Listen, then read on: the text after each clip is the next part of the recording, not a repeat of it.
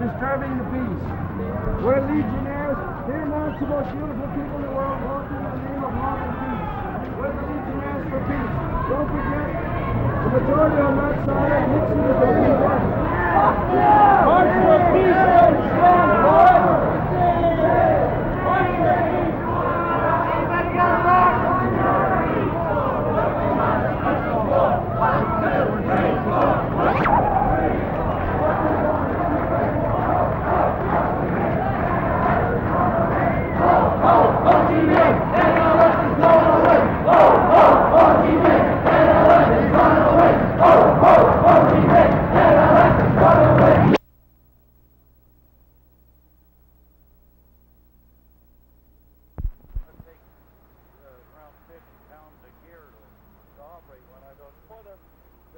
Sure is they make you, whether they know how to zoom in or not, they sure earn their money. Sometimes it gets sort of tiresome. I'll bet they do. What do you think about the parade?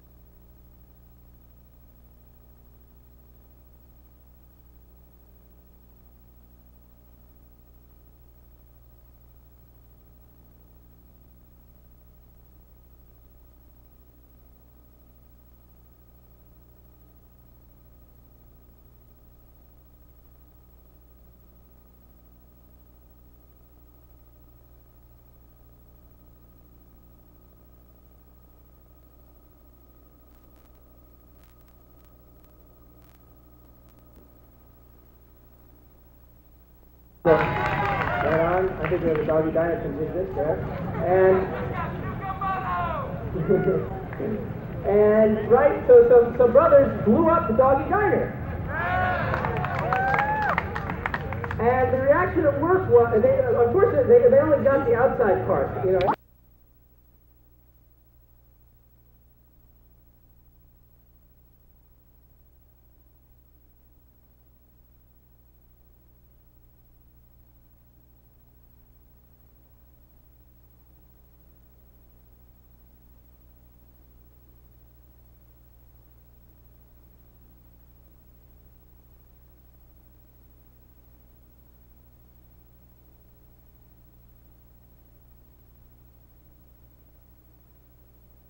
That is to say, they were bound to the Nevada teachings of concerning all the wealth of the world.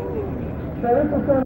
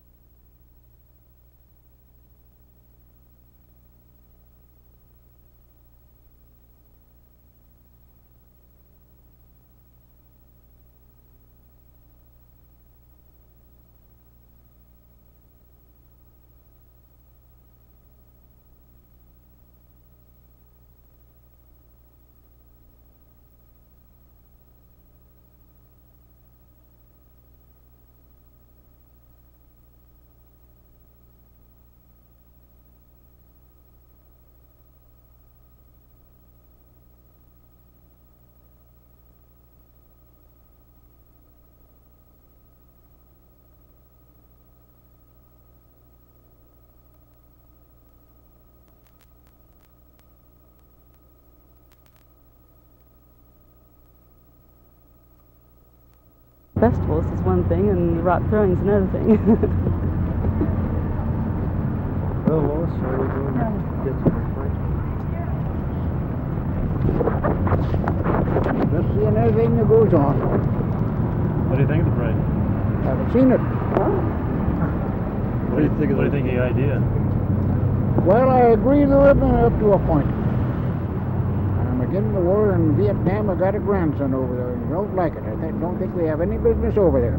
Now, when the Japs dropped the bombs in Pearl Harbor, I was in Your it. voice is being triggered, but I know what you mean, kid. When they start shooting at us over here in our country, then we've got to start to shoot back. Think somebody's been shooting? Somebody's going to start shooting? Well, the Japs did it before you was born. Over in Hawaii, did you ever hear of Pearl Harbor?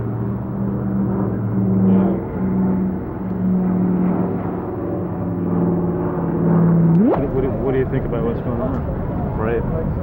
Oh, I think it's, they have a right to dissent. It's right as long as I think as they don't bother anybody, that's fine. Our country's built on dissent. We're going through an area that I think we're going to have to accept it. I think it'll pull out of one of these days. Agree with what they're doing? I really don't know what they're doing. Do they know? Do they know? I don't know. I guess have you talked to them about it? I've talked to one today. I sure did. What'd you find out? All he could tell me was peace. Of course, us fellows who've been in combat and know what this thing's all about and Vietnam and have sons over there, it's a little different story. I've been over there in Korea and I was over in the South Pacific. You get over there and see what those people are struggling for, sometimes you wonder. You know what I mean? And I think that you really have to be over there to appreciate what those people are trying to do. And I think that where we slipped up, actually, we people, and I think that we can blame us people a lot on it, is the fact that we tried to get the draft where the educated student could stay out of the service, and the educated student could maybe become a school teacher and still stay out of the service.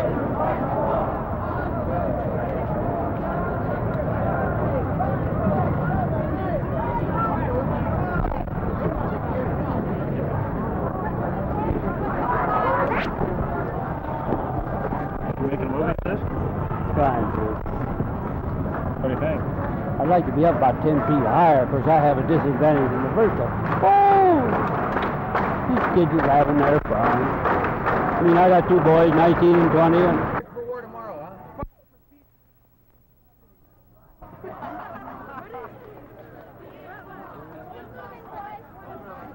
you know, that's the difference, isn't it?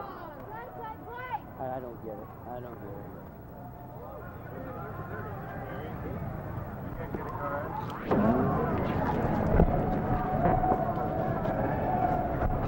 What do you think about all this? Well, everybody's own opinion. They have their rights. Agree with what they're saying? No, I don't agree with what they're saying. Definitely. What don't you agree with? Well, everybody has their own opinion, and I just don't agree with it. That's all. How about yourself? No comment. No comment? No comment. How about you? Do you have a comment? I got my own opinion, but it's not to be expressed. Why is that? No, I'm just going to say hello. Well, we enjoyed it. You enjoy the parade? It's good. What? You enjoy the parade? Oh, yeah. Have it every week. One every week? They should have. Why? You agree with what they were doing? Absolutely. I spent years with fighting. Son was wounded. This is the last year of the big slaughter. One country's just gone down. I came from Great Britain. I'm the last survivor in my class for wars. To put some more money into people's pockets. You really enjoyed the parade, though? Why, sure. Nothing wrong with these fellas. Wonderful spirit they have. During the Civil War, when they were kids 16 and 18, everybody wore a beard during the Civil War. Kids 16 and 18, you know, that was the style then. This is not the first time the youngsters are wearing a beard. Thank you. Thank you Well, it's very much. different, a little bit different. Don't think they're all wrong yet. Because I'm very conservative. But the days come now that since the turn of this century, there have been more people killed in wars.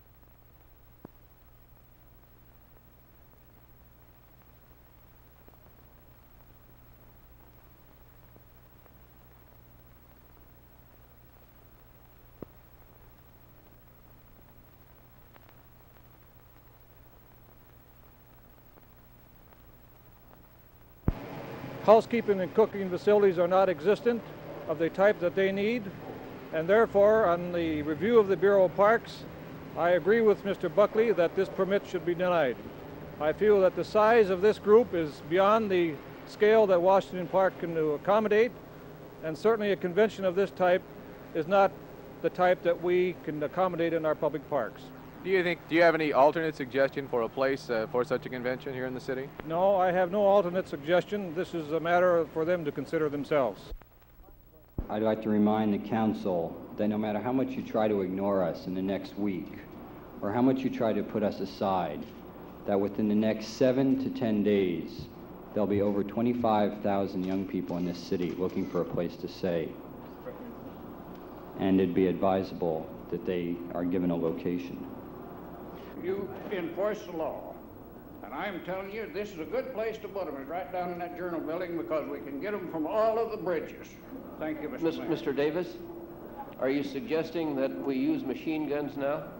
I suggest the United States Army be called and close all the state borders. This is what the majority of people want. I think it's necessary to keep down bloodshed.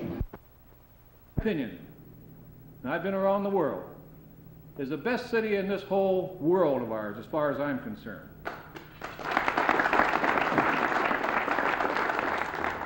And I can't really cotton to the idea that we have to be an easy mark for the world and give up our heritage and our investment and our own intestinal fortitude because of a few dissidents and characters come in here and scare the hell out of us. Thank you. I know it costs money, it shouldn't be done, but the whole alternative is the possibility of bloodshed. I suppose it costs money to call the National Guard. I know it's going to cost them. I know all the costs. But this is the only courageous right thing to do. I could just say, let's, as one woman said, then I have her name down, she said, Governor, stand up and shoot them. I said, there might be 1,000 or 10,000 of the children of your neighbors there and your friends there. She said, Governor, stand up and shoot them. Well, I said, I'll take your name and your quote, and you take mine, and we'll go to the state and see whether our people are reasonable or not. I think they're reasonable enough to say, Governor, we don't want you to subscribe to mass murder. And this is the answer, very carefully worked out, with all sorts of authorities. And believe me, the authorities who talk against it even say, Governor, off the record, in your shoes, you haven't any other place to go. All right.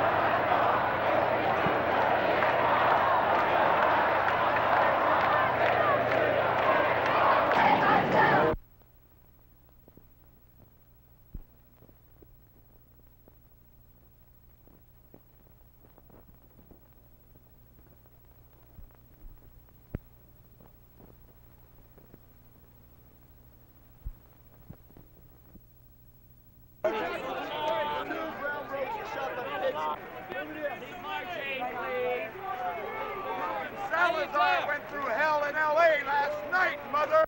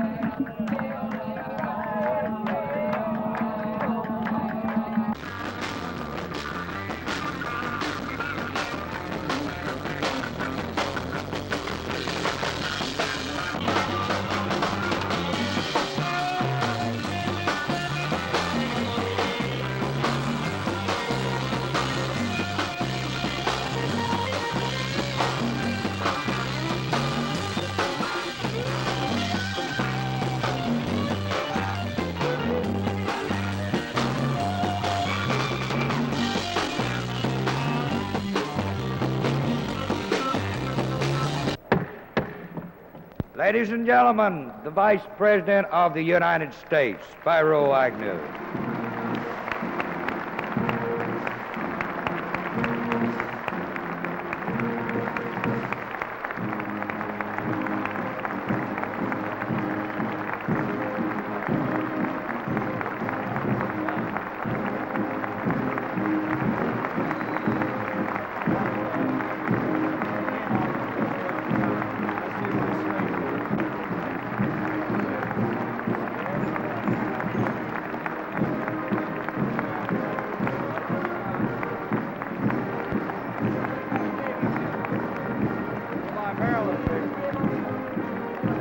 Distinguished guests and ladies and gentlemen, we arrive at a moment that is a genuine highlight of our 52nd annual National Convention.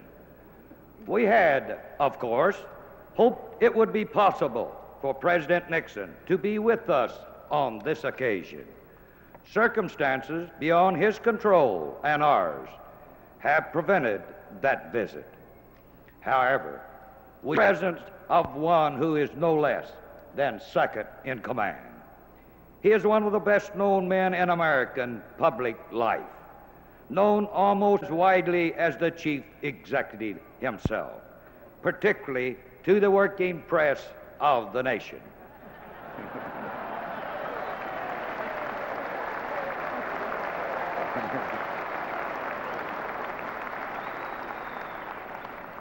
A trusted right arm of the White House, a man who has just within the past few hours returned to the country at the conclusion of another diplomatic and fact-finding mission to the Far East for the President. We are honored to have with us, and I present Spiro T. Agnew, the Vice President of the United States.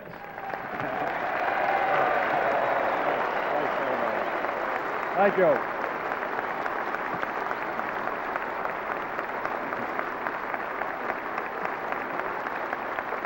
Thank you very much.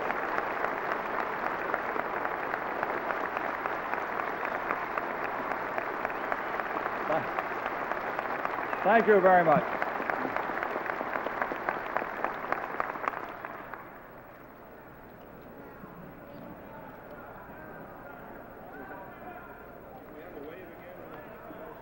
Sure.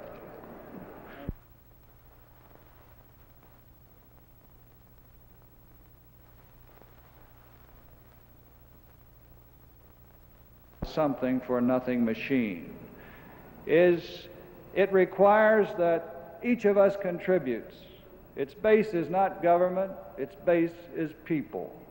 Its great strength is not the great strength of government, but the strength of the people. And its guiding genius is not the genius of government, but the fundamental wisdom of 200 million Americans, old and young, East and West, who time and time again have demonstrated that the real needs of people are best understood by the people themselves. As we strive to restore and maintain the peace, both abroad and at home, it's important that we maintain it in a way that preserves liberty and that encourages the flourishing of those richly human values of life at the heart of the American spirit and the American experiment. But this we can do together, and in doing so, we will find once again that what divides us is far less than what unites us. In that spirit, as we approach the future, we can do so confident of the basic strength of the American people and the basic goodness of the American system. This will be preserved, and in turn will preserve our liberties and those of our children. It's been a privilege to address you this noon.